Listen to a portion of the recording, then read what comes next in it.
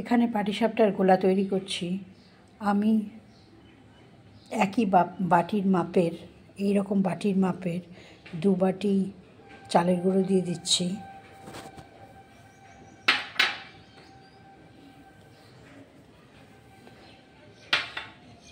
আর 1 বাটি ময়দা দিচ্ছি, আর হাফ বাটি সুজি দিচ্ছি। চিনিটা স্বাদ মতন দিচ্ছি।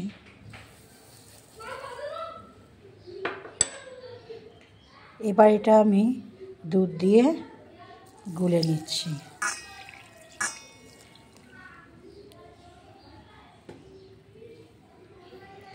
এইভাবে গুলে আমি 2 ঘন্টা ভিজিয়ে রাখবো। এখানে আমি ব্যাটারটা গুলিয়ে নিয়েছি।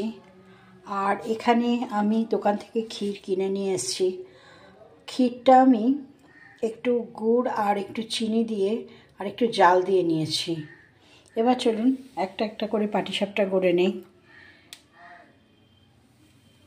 প্রথমে তাওয়াটা তেল মাখিয়ে নিলাম।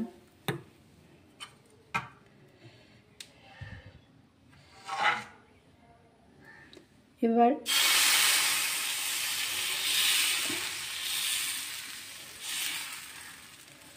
এইভাবে দিয়ে দিলাম।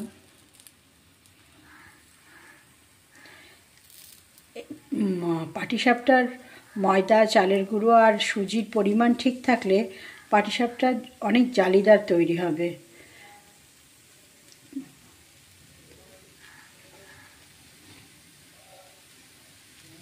তো ওপরটা যখন পুরোটা এরকম শুকিয়ে যাবে আর পুরোটা যেরকম জালি জালি মতন হয়ে যাবে, তখন আমরা এটার মধ্যে ক্ষীর দেব।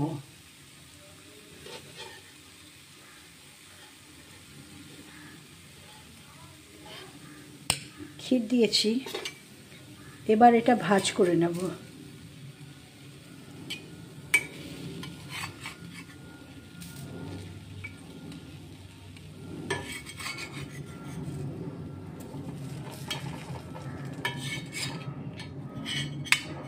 এবার এটা আমি তুলে রাখছি।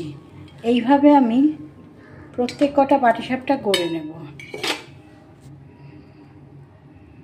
এই যে এখানে আমি কিছুটা গড়েওছি। এভাবে আমি প্রত্যেক কটা পাটিসাপটা গড়ে নেব।